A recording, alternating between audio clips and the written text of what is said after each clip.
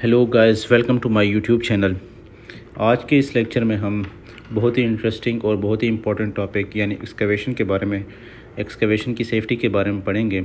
आप लोगों को पता होना चाहिए कि ज़्यादातर जो एक्सीडेंट होते हैं वो एक्सकवेशन में केविंस की वजह से होती हैं। तो ये टॉपिक बहुत ही इम्पोर्टेंट है, बहुत ही इंटरेस्टिंग है। आइए स्टार्ट करते हैं। इस टॉपिक में हम सबसे पहले एक्सकवेशन के बारे में पढ़ेंगे। एक्सकवेशन क्या होती है, ट्रेंच और एक्सकवेशन में फ़र्क, और उसके बाद हम पढ़ेंगे कि एक्सकवेशन करने से पहले कौन कौन सी फैक्टर्स को हमने पहले देखना होता है। उसके बाद एक्सकवेशन के हैज़र्ड्स और कंट्रोल मेजर्स, और फिर सबसे important types of soil. Excavation के लिए साइल टाइप्स, साइल की क्लासिफिकेशन ज़रूरी होती है, उसके बारे में भी हम पढ़ेंगे।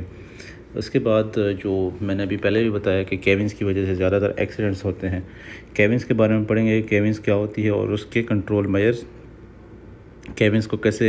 केविन से कैसे बचा जा सकता है, यानी 3 तरीके हैं वो, स्लोपिंग, शोरिंग और पैंचिंग। उसके बारे में भी हम आगे डिटेल से पढ़ते हैं। तो आइए स्टार्ट करते हैं। सबसे पहले एक्सकवेशन की डेफिनेशन। एक्सकवेशन जो है, any man made cut, cavity, trench, depression in earth surface found by earth removal. यानी अर्थ सरफेस से हम जो अर्थ रिमूव करते हैं और कोई कट या कैविटी या ट्रेंच बनाते हैं, उसको एक्सकवेशन बोलते हैं। लेकिन ये जो कट, कैविटी, ट्रेंच है वो ये क्या होती है, मैन मेड होती है, नेचुरली नहीं होती। और ये हम मैनुअली भी कर सकते हैं और थ्रू मैकेनिकल मींस भी कर सकते हैं। अब हम पढ़ेंगे ट्रेंच के बारे में। Trench can be defined as a narrow excavation below the surface of ground. यानी नैरो एक्सकवेशन को हम ट्रेंच बोलते हैं। लेकिन आप लोगों को याद रखना चाहिए कि जो डेप्थ होती है ट्रेंच की, वो इसकी विड्थ से ज़्यादा होती है। लेकिन वो जो विड्थ है वो 15 फीट से ज़्यादा नहीं होती। ट्रेंच में मैक्सिमम विड्थ जो है वो 15 फीट होती है और विड्थ से डेप्थ ज़्यादा होती है। ऐसी एक्सकवेशन जिसमें डेप्थ ग्रेटर हो विड्थ से और उसकी विड्थ मैक्सिमम 15 फीट हो, उसको हम ट्रेंच बोलते हैं। इसके बाद जो ज़रूरी चीज़ें हैं एक्सकवेशन से पहले हमने देखना होता है, सबसे पहले ट्रैफिक को देखना होता है कि जिस जगह हम एक्सकवेशन करते हैं ट्रैफिक उससे कितने फासले पे है, और आया उस जगह पे तो ट्रैफिक करीब ज़्यादा नहीं गुज़रती, उसको देखना होता है। उसके बाद नियर बाय जो स्ट्रक्चर्स हैं उसकी फ़िज़िकल कंडीशन, उसकी स्ट्रेंथ को देखते हैं। फिर सॉइल क्लासिफिकेशन, फिर जो ग्राउंड और सरफेस वाटर है उसको देखते हैं। Location of water table, overhead और अंडरग्राउंड यूटिलिटीज़। यानी अंडरग्राउंड यूटिलिटीज़ का मतलब कोई अंडरग्राउंड पाइपलाइंस या कोई केबल, इलेक्ट्रिक केबल, इलेक्ट्रिसिटी के जो केबल होते हैं, या कोई कम्युनिकेशन की केबल्स, या जो अंडरग्राउंड जो पाइपलाइंस होता है, गैस पाइपलाइन या इस तरह, उसको हम देखते हैं। उसके बाद वेदर कंडीशन। उसके बाद जो प्रोटेक्टिव सिस्टम हमें चाहिए होती है वो सॉइल के डिपेंड करता है, उसी के मुताबिक हम प्रोटेक्टिव सिस्टम कौन सी यूज़ करेंगे और कैसे यूज़ करेंगे, उसकी क्वांटिटी क्या होनी चाहिए। उसके बाद फॉल प्रोटेक्शन नीड्स। इसमें यह है कि जब कोई एक्सकवेशन हो रही है और उसके करीब ही ऊपर जो सरफेस पे उसके एक्सकवेशन के करीब कोई काम चल रहा है, तो उसके लिए बंदा जो काम अगर 1.5 मीटर के फासले के अंदर 1.5 मीटर के फासले के अंदर कोई काम को हो रहा है तो उसमें फॉल प्रोटेक्शन चाहिए होता है। उसको भी हम देखते हैं कि फॉल प्रोटेक्शन ज़रूरी है या नहीं है। उसके बाद नंबर ऑफ़ लैडर्स, कि कितने लैडर्स चाहिए होंगे एक्सकवेशन में। आप लोगों को पता होना चाहिए, इंटरव्यू में अक्सर पूछते हैं कि अगर excavation more than 1.2 metres deep है, मतलब गहरा है, तो उसके लिए आपको हर 7.5 मीटर पे एक लैडर चाहिए होता है। और अगर इससे कम है तो उसके यानी 1.2 से कम है तो उसको 30 मीटर पे एक लैडर ज़रूरी होता है। और भी जो बेसिक रिक्वायरमेंट आप कंडीशन को देखते हुए जो अदर नीड्स है उसको भी आप लोगों ने पहले देखना होता है। इसके बाद एक्सकवेशन की जो मेन हैज़र्ड्स हैं, सबसे जो ज़रूरी मेन हैज़र्ड है वो है फॉल ऑफ पर्सन।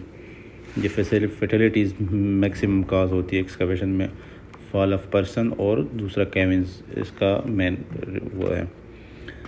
दूसरा जो है फॉल ऑफ ऑब्जेक्ट, कभी कभी जो करीब चीज़ें होती है एक्सकवेशन के वो उसके अंदर गिर जाती हैं। अंडरग्राउंड सर्विसेज जिस तरह यूटिलिटीज़ की मैंने बात की उससे कंटेक्ट होता है, केबल्स वगैरह, इलेक्ट्रिक शॉक वगैरह या गैस पाइपलाइन लीकेज। जो ग्राउंड है वो लूज़ और अनइवन होती है, ये भी एक मेन हैज़र्ड है। डस्ट होता है, इम्प्रॉपर कम्युनिकेशन, एक्सेस और एग्रेस। एक्सेस मींस एंट्री और एग्रेस मीन एग्जिट, वो भी इम्प्रॉपर होता है। मटेरियल लिफ्टिंग भी इम्प्रॉपर होता है। उसकी मैं भी आगे कंट्रोल मेजर्स भी इसके बताऊंगा, हर एक के वन बाय वन मैंने सीक्वेंस वाइज लिखा भी है अगले इसमें स्लाइड में। पुअर लाइटिंग होती है। वेंटिलेशन जितना भी डीप होता है उतना ही वेंटिलेशन पुअर होता है। टॉक्सिक गैसेस भी होती है कन्फाइंड स्पेस में। अक्सर गैसेस की डेंसिटी एयर से ज़्यादा होती है तो वो नीचे ही जाती हैं। सबसे H2S जिस तरह है वो भी अंडरग्राउंड ज़्यादा, मतलब जितनी भी गहराई होती है नीचे जाती है उसमें। ऑक्सीजन की कंसनट्रेशन लो हो जाती है। स्नेक और स्कॉर्पियन केविन्स, ये फ्लडिंग वगैरह, ये सारे जो है एडजेसेंट स्ट्रक्चर्स के कोलैप्स होने के भी बड़ा हैज़र्ड है इसमें। और इसके बाद हम इसके कंट्रोल मेजर्स देखते हैं। मैंने सीक्वेंस वाइज ये जो पिछले स्लाइड में आप लोगों ने देखे वो है हैज़र्ड्स और इसमें कंट्रोल मेजर्स। जिस तरह फॉल ऑफ पर्सन या ऑब्जेक्ट के लिए हम हार्ड बैरिकेशन करते हैं, जिसके फोल्डिंग का जो पाइप्स वगैरह उससे हम करते हैं। और जो फॉल ऑफ ऑब्जेक्ट को से बचने के लिए हम टू बोर्ड लगाते हैं ताकि नीचे उसमें ऑब्जेक्ट ना फॉल हो। जो अंडरग्राउंड यूटिलिटीज़ वगैरह उसके लिए हम साइड में मेटल डिटेक्टर वगैरह ये टेस्टिंग वगैरह करके हम अंडरग्राउंड यूटिलिटीज़ को मालूम करते हैं। और जो अनइवन और लूज़ ग्राउंड है उसके लिए हम कंपैक्शन करते हैं, सॉइल कंपैक्शन।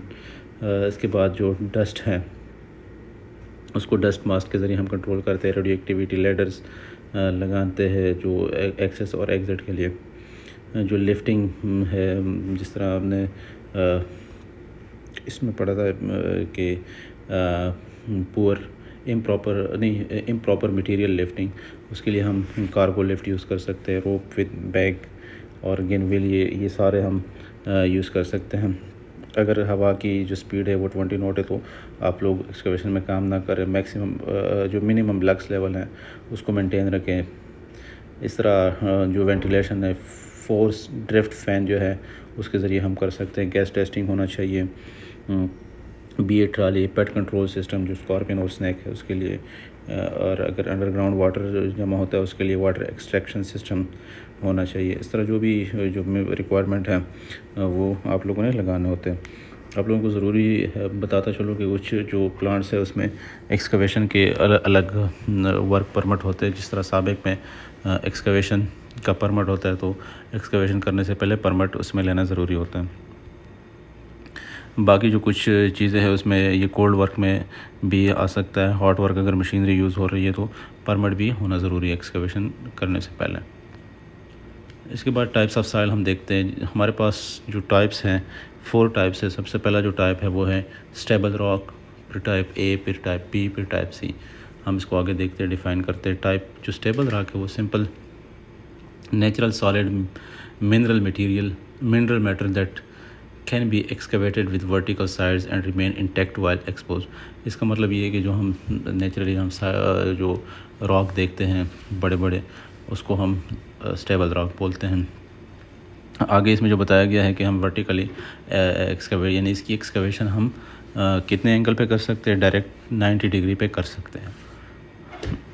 इस तरह हर एक के जो स्लोपिंग एंगल है, मैं जो स्टेबल रॉक का स्लोपिंग एंगल है, यानी एक्सकवेशन आप अगर करते हो और स्लोपिंग उसमें लगाते हो तो स्लोपिंग एंगल आप लोगों ने 90 डिग्री दे सकते हो, यानी उसमें केविन का ख़तरा नहीं होता। साइड जो है वो कोलैप्स नहीं होते उसके। इसके बाद जो टाइप ए है वो cohesive soil with unconfined compressive strength 1.5 ton पर स्क्वायर फीट और ग्रेटर। 1.5 टन पर स्क्वायर फीट इसका कंप्रेसिव स्ट्रेंथ होता है, या इससे ज़्यादा होता है, इससे कम नहीं होगा। इसके जो एग्जांपल्स है clay, silty clay, sandy clay and clay loam. इसमें मैं आप लोगों को बताऊं कि स्लोपिंग जो एंगल है, यानी इसमें केविन का ख़तरा होता है। साइड जो एजेस वगैरह है वो गिरने का ख़तरा होता है। केविन का मतलब जो एक्सकवेशन के एजेस हैं वो नीचे जो एक्सकवेशन है उसमें नीचे गिर जाते हैं। उसको बचाने का जो तरीका है उसके 3 तरीके हैं, वो आगे पढ़ेंगे हम, स्लोपिंग, शोरिंग और बेंचिंग। तो इसमें स्लोप एंगल जो टाइप ए है इसमें स्लोप एंगल 53 डिग्री होगा। आगे हम इसको डिटेल में पढ़ेंगे।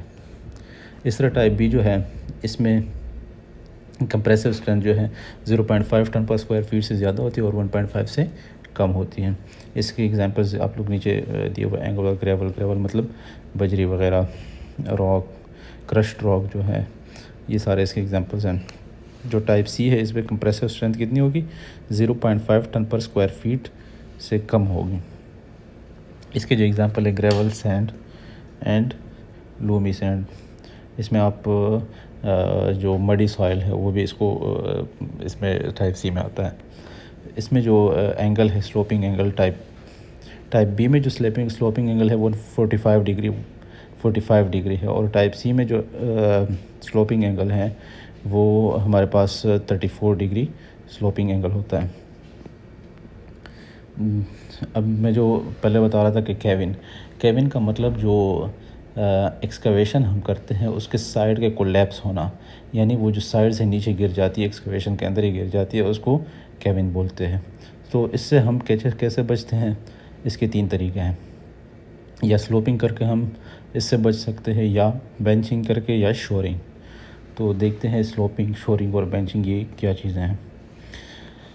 स्लोपिंग का मतलब ये है कि sloping means a method of protecting employee from cave in by excavating from sides of an excavation that are inclined away from the excavation so as to prevent caving।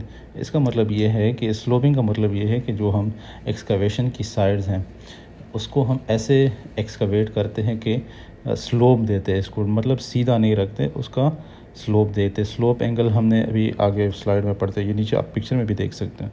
Slope angle में भी बताता हूँ कि कितना स्लोप देना है, कितने मतलब ये एंगल देना है स्लोप एंगल। जो स्टेबल रॉक है उसमें आप एक्सकवेशन स्लोपिंग एंगल 90 डिग्री यानी स्ट्रेट कर सकते हो, उसमें केविन का ख़तरा नहीं होता। और जो टाइप ए है उसमें जो स्लोप एंगल है वो 53 डिग्री आपने रखना होता है, और टाइप बी में 45 डिग्री स्लोप एंगल रखना होता है, और टाइप सी में 34 डिग्री। इसके बाद जो है शोरिंग भी केविन को प्रोटेक्ट करने का एक तरीका है। शोरिंग में हम क्या करते हैं कि साइड पे जो एजेस है एक्सकवेशन उसको कैसे प्रोटेक्ट करते हैं, कोई सपोर्ट लगाते हैं, यानी कोई प्लैंक्स वगैरह, या इसके लिए स्पेशल वो भी आती है जो ट्रेंचेस को प्रोटेक्ट करने के लिए स्पेशल भी एक सपोर्ट आता है, हाइड्रोलिक वो भी होता है, शोरिंग भी होता है। तो यानी आप लोगों को कंसेप्ट का पता होना चाहिए कि साइड से हम सपोर्ट देके उसको नीचे गिरने से बचाते हैं। इसके बाद बेंचिंग में ये है कि ये भी एक केविन का प्रोटेक्टिव सिस्टम है। इसमें हम क्या करते हैं कि स्टेप्स बनाते हैं, यानी सीढ़ी की तरह बनाते हैं, लेकिन इसमें जो वर्टिकल और हॉरिजॉन्टल हम वो देते हैं, इसमें 4 फुट्स यानी स्टैंडर्ड तकरीबन है 4 फुट वर्टिकल और 4 फुट पर हॉरिजॉन्टल। लेकिन इसमें टाइप्स ऑफ साइल पे डिपेंड करता है, जिस तरह आई थिंक सो आप लोग फिर भी इसको कंफर्म कर दो।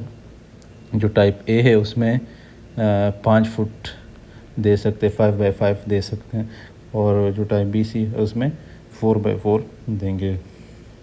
यानी अगर ऊपर हम 4 जाते हैं तो फिर जो वर्टिकल और हॉरिजॉन्टल दोनों 4 करेंगे, इसकी रेशियो ऐसे रखेंगे। तो होप सो आपको ये समझ आ गया होगा। इसमें जो कन्फ्यूज़न है उसमें आप कमेंट कर सकते हो, कमेंट में आप क्वेश्चन पूछ सकते हो, और अगर कोई रिकमेंडेशन देते हो तो वो भी आप कमेंट में बता सकते हो। और लास्ट में एक रिक्वेस्ट है कि आप लोग इस चैनल को सब्सक्राइब कर दो और दोस्तों के साथ भी शेयर कर दो। Thank you so much.